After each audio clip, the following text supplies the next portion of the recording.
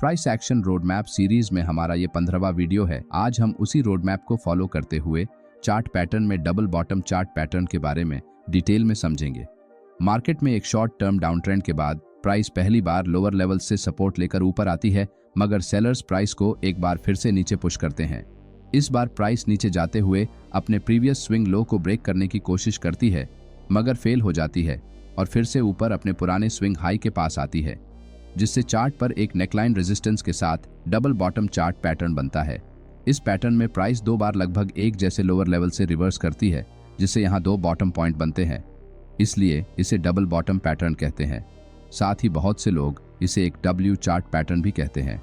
Chart पर double bottom pattern बनने का मतलब है कि यहाँ सेलर्स धीरे धीरे मार्केट में अपना कंट्रोल खोने लगे हैं, जिस कारण प्राइस अपना प्रीवियस स्विंग लो ब्रेक करने में फेल हो रही है, जिससे प्राइस जैसे ही इस नेकलाइन रेजिस्टेंस को ब्रेक करती है तो न्यू बायर्स मार्केट में ऐड होते हैं और प्राइस को ऊपर की तरफ पुश करते हैं।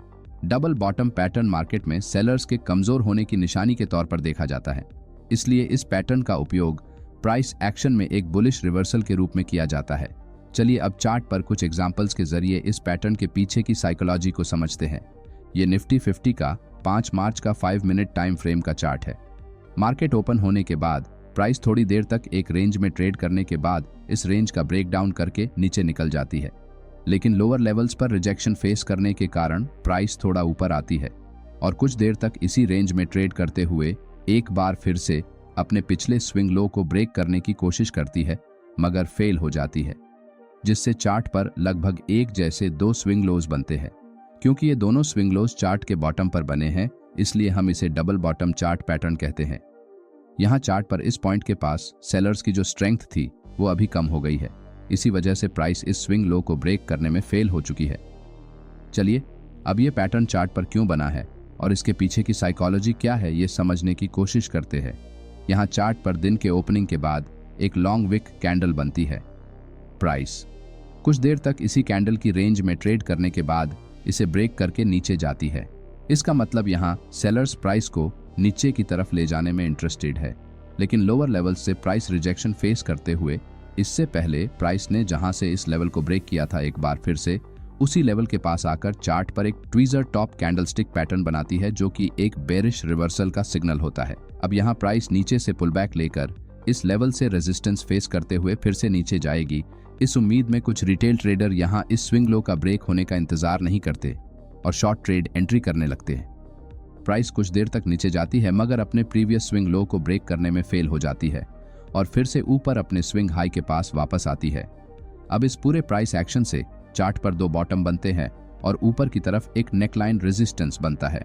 यहाँ जितने भी सेलर्स मार्केट में ऐड हुए हैं उनके लिए ये नेकलाइन आखिरी रेजिस्टेंस की तरह काम कर रही है, क्योंकि इसके ऊपर इन सभी सेलर्स के स्टॉप लॉस लगे हैं। जैसे ही प्राइस इस लेवल से ऊपर निकलने की कोशिश करेगी तो ये सेलर्स पैनिक में आकर अपनी पोजीशन से एग्जिट कर सकते हैं। सेलर्स को कमजोर होता हुआ देखकर बायर्स लोअर लेवल से प्राइस जैसे ही इस नेकलाइन को एक स्ट्रॉन्ग बुलिश कैंडल से ब्रेक करती है तो लॉन्ग ट्रेड एंट्री करने लगते हैं। यहाँ बायर्स को लॉन्ग ट्रेड में एंट्री करने के लिए दो कारण है। अगर आप यहाँ इन सभी हायर लोज को कनेक्ट करते हुए एक ट्रेंड लाइन को ड्रॉ करेंगे तो यहाँ मार्केट ऑलरेडी इस ट्रेंड लाइन को ब्रेक किया है, साथ ही प्राइस ने इस नेक लाइन को एक बुलिश कैंडल से ब्रेक किया है। अब इन दोनों कॉन्फर्मेशंस को देखकर आप यहाँ लॉन्ग ट्रेड एंट्री कर सकते हैं, जिसमें आपका कम से कम टारगेट इस डे हाई के पास रहने वाला है। यहाँ हमारे स्टॉप लॉस के मुकाबले हमारा टारगेट बहुत बड़ा है, इसका मतलब ये लॉन्ग ट्रेड में एंट्री करने के लिए एक परफेक्ट जगह है। थोड़ी देर बाद प्राइस हमारे ट्रेड के डायरेक्शन में ऊपर बढ़ते हुए हमारा टारगेट हिट करती है। यहाँ इस ट्रेड में हम दो जगह ट्रेड एंट्री कर सकते हैं। प्राइस जब पहली बार इस ट्रेंड लाइन को ब्रेक करती है तो हम यहाँ पहली बार में एक अग्रेसिव ट्रेड एंट्री कर सकते हैं, और दूसरी बार जब प्राइस इसी लेवल को रिटेस्ट करने के लिए नीचे आती है तो आप चार्ट पर एक बुलिश प्राइस एक्शन पैटर्न को देखकर ट्रेड एंट्री कर सकते हैं। यहाँ प्राइस ने इस नेकलाइन से सपोर्ट लेकर चार्ट पर एक 3 इनसाइड अप जैसा बुलिश कैंडलस्टिक पैटर्न बनाया है, जिससे आप यहाँ इस नेकलाइन के थोड़ा नीचे अपना स्टॉप लॉस लगाकर एक लॉन्ग ट्रेड एंट्री को प्लान कर सकते हैं। थोड़ी देर बाद प्राइस हमारे ट्रेड के डायरेक्शन में बढ़ते हुए हमारे टारगेट को हिट करती है। इसलिए अगर आपको स्टॉक मार्केट में प्रॉफिटेबल बनना है तो खुद से ही इन सभी बातों को सीखना होगा, नहीं तो आप इन फ्रॉड लोगों के चंगुल में फंसकर अपने कैपिटल को बर्बाद कर सकते हैं। चलिए अब अगला एग्जाम्पल देखते हैं। ये निफ्टी 50 का 13 मार्च का 3 मिनट टाइम फ्रेम का चार्ट है। यहाँ मार्केट ओपन होते ही मॉर्निंग से लेकर डे एंड तक प्राइस लोअर लोज का फॉर्मेशन बनाते हुए लगभग 500 पॉइंट से ज्यादा नीचे गिर जाती है। जिस किसी भी ट्रेडर ने यहां हायर लेवल्स पर पुट ऑप्शंस को बाय किया होगा, उन सभी को मार्केट के इस डाउनसाइड मूव के कारण बहुत अच्छा प्रॉफिट हुआ होगा। इसीलिए इनमें से कुछ ट्रेडर दिन के आखिर में अपने प्रॉफिट को बुक करते हैं, जिससे प्राइस थोड़ा ऊपर आकर क्लोज करती है। यहाँ मार्केट में इस तरह से 3 स्विंग लोज चार्ट पर बन गए हैं।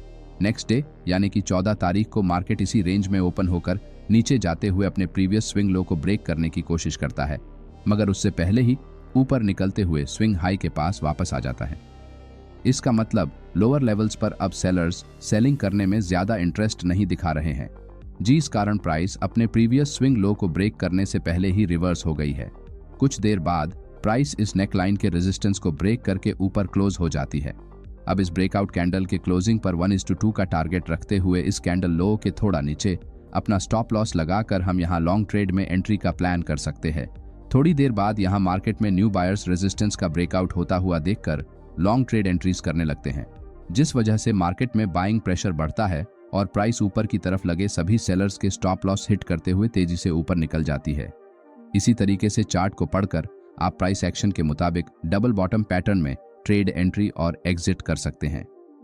अगले वीडियो में हम rising and falling veg chart pattern के बारे में डिटेल से जानेंगे। अगर आपको हमारा ये वीडियो अच्छा लगा तो वीडियो को लाइक और चैनल को सब्सक्राइब जरूर करें।